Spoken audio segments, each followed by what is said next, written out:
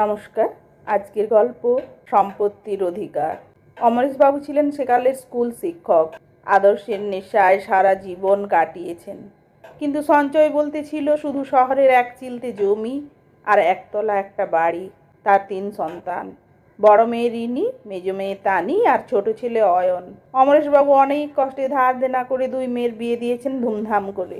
সেই ধারের কিস্তি শোধ করতে গিয়েই তার রিটায়ারমেন্টের সব টাকা শেষ হয়ে যায়। অয়ন তখন সবে চাকরিতে ঢুকেছে। বাবার অসুস্থতা আর বাজারের দেনা সামলাতে গিয়ে অয়নের নাভিশ্বাস দশা। বোনদের বিয়েতে নেওয়া ঋণের বোঝা এখন তার একার কাঁধে। অমরেশবাবু মারা যাওয়ার পর শ্রাদ্ধ শান্তির কাজ মিটতেই একদিন রিনি আর তানি তাদের স্বামীদের নিয়ে বাড়িতে হাজির হলো। অয়ন ভেবেছিল বোনেরা বোধহয় তাকে সান্ত্বনা দিতে এসেছে, কিন্তু আলোচনার মোড় ঘুরল অন্যদিকে। এক অভাবনীয় দাবি। বড় জামাই গলা খাঁকারি দিয়ে বললেন, দেখ অয়ন, আইনত এই বাড়ির ওপর রিনি আর তানিরও সমান ভাগ আছে। আমরা চাইছি বাড়িটা প্রমোটারকে দিয়ে দিতে।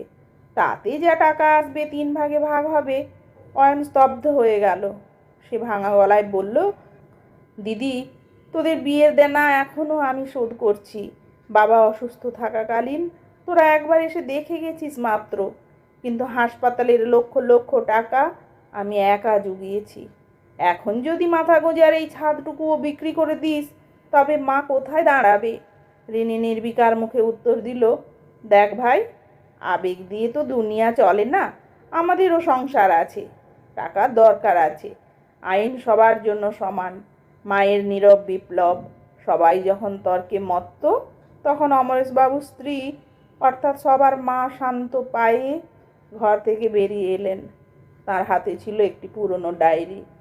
তিনি বললেন, অয়ন ঠিকই বলেছে।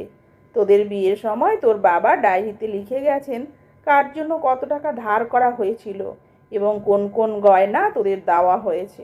অয়ন সেই ধারের ঘানি গত 5 বছর ধরে টানছে। তানি বলল, মা, ওসব পুরনো কথা, এখন আমরা আইনের কথা বলছি। মা স্মিত হাসলেন। তিনি বললেন, আইন তো কেবল অধিকার দেয় না রে মা, দায়ও দেয়। তোরা যদি সম্পত্তির ভাগ নিতে চাস, তবে সমান ভাগে বাবার করা ঋণের অংশটুকুও তোদের নিতে হবে। তোদের বিয়ের জন্য নেওয়া লোনের এখনো 5 লাখ টাকা বাকি। অয়ন একাই দিচ্ছিল। এখন থেকে ঋণের কিস্তি তোরা 3 জন সমান ভাগে দিবি। আর আজ থেকে আমার ওষুধ, খাওয়া আর দেখাশোনা সব খরচ তোরা 3 জন ভাগ করে নিবি। প্রতি মাসে আমি পালা করে তোদের কাছে থাকবো। অয়ন একা কেন টানবে? ঘটনার মোড়। মায়ের এই প্রস্তাব শুনে রিনি আর তানির মুখ শুকিয়ে গেল। তারা ভাবেনি যে সম্পত্তির লাভের সাথে দায়ের হিসেবটাও চলে আসবে। বড় জামাই ফিসফিস করে বলল, শাশুড়ি মায়ে দেখাশোনা করা বা ঋণের টাকা দেওয়া তো আমাদের পক্ষে সম্ভব না। মা তখন গম্ভীর গলায় বললেন, তাহলে তোদের ভাগ পাওয়ার নৈতিক অধিকারও নেই। অয়ন বাবার ঋণের দায় নিয়েছে বলেই ও এই সম্পত্তির প্রকৃত উত্তরাধিকারী।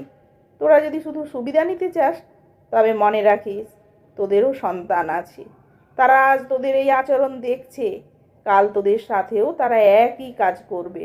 লজ্জায় 2 বোন মাথা নিচু করে ঘর থেকে বেরিয়ে গেল। অয়ন মাকে জড়িয়ে ধরল। সে বুঝল, আইন আর অধিকারের মাঝেও এক অদৃশ্য বিবেকের আইন থাকা প্রয়োজন। আসলে অধিকার ও দায়িত্ব মুদ্রার এপিঠ ওপিঠ। যারা মা বাবার বার্ধক্যের ও ঋণের দায়িত্ব নিতে চায় না, পৈতৃক সম্পত্তিতে তাদের কেবল আইনি অধিকার থাকলেও নৈতিক অধিকার থাকে না।